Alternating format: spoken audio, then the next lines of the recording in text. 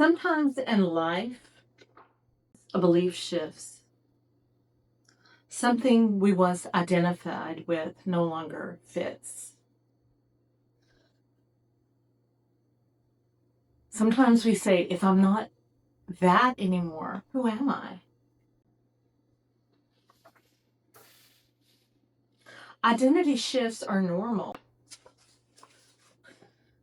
When that happens, one of the most important things we can do is to start getting honest with ourselves. Many people avoid this question. We stay busy. We distract ourselves. We numb uncomfortable thoughts. That happened for me. I did all I could to keep from feeling anything, to keep from asking myself the questions that I wanted and needed the answers to.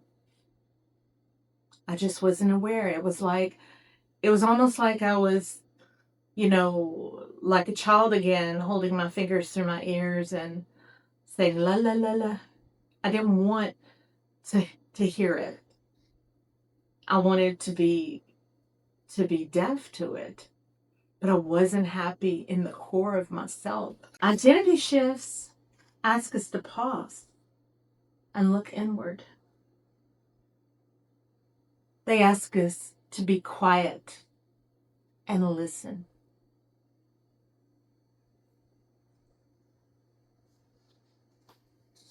Sometimes answers may take time.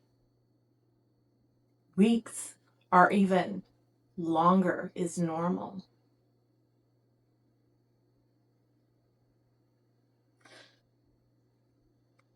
What really helped for me is using journaling as a tool of discovery.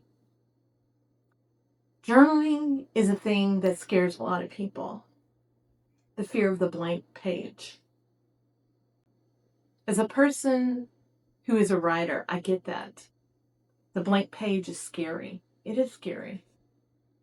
But think of it not as journaling as much as streams of consciousness. And there are other ways to journal than the typical linear fashion. You may do art journaling, which would mean maybe drawing a picture or doodling a picture that is how you feel at the moment, and then have it evolve. And then ask yourself those questions about those pictures. See, I could say that it is something that you wouldn't have to do, is right at all, but that's not really reality. I believe it's important to ask those questions, but if you're afraid, I get it. That blank page can look scary, but take it in spurts. You might try a list at first. Just list 4 things about yourself, 4 beliefs that you have that you're questioning. You might ask why that is. You may not know.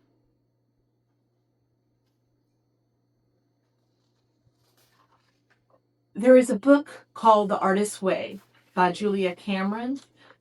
In it, she talks about the morning pages, where you write down 3 pages every morning, just streams of consciousness, just as they come. You can write the same thing down over and over again. Just get the thoughts in here out on the paper. And if you filter and do it enough, you can come into some really good nuggets.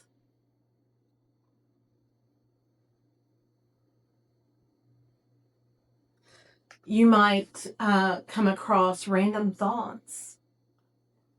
Those happen. Scattered ideas, to-do list, emotional reflections. Sometimes a sentence would come along and it would stop me in my tracks, because I reviewed everything about all my journals. And I think that's important, but we'll get to that later. For me, it really helped for me to do that. What you actually believe is not what you think it is.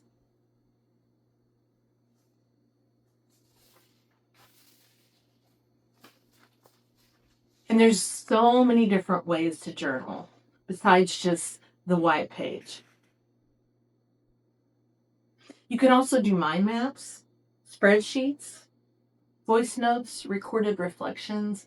That's another thing you could do actually is get a voice app, a voice recording app that you can actually record your thoughts.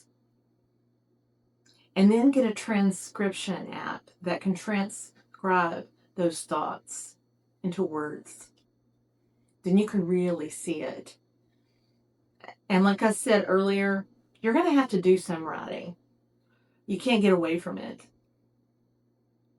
But if you just learn to start at the beginning, we all start somewhere. Sometimes for some of us, that's the blank page. I get it. I do get it. Imposter syndrome for writers is a real thing. For everybody, it's a real thing. The bottom line is find something that works for you. In the beginning, it will be one way. As you progress and go on, it'll probably be something else. Becoming aware of your inner dialogue. This is where your reflection deepens. You revisit your journals. You review voice notes. You notice your patterns. And you recognize your beliefs in real time. And you can start to learn what you actually believe or whether you have borrowed it from someone else. Some beliefs aren't actually ours. They were inherited from family, culture, religion, or past environments. When we observe our self-talk patterns, creating space to hear yourself. Sometimes insight requires a quiet space, sitting quietly, walking in nature, simply allowing thoughts to surface. Sometimes the answers come when we stop forcing them.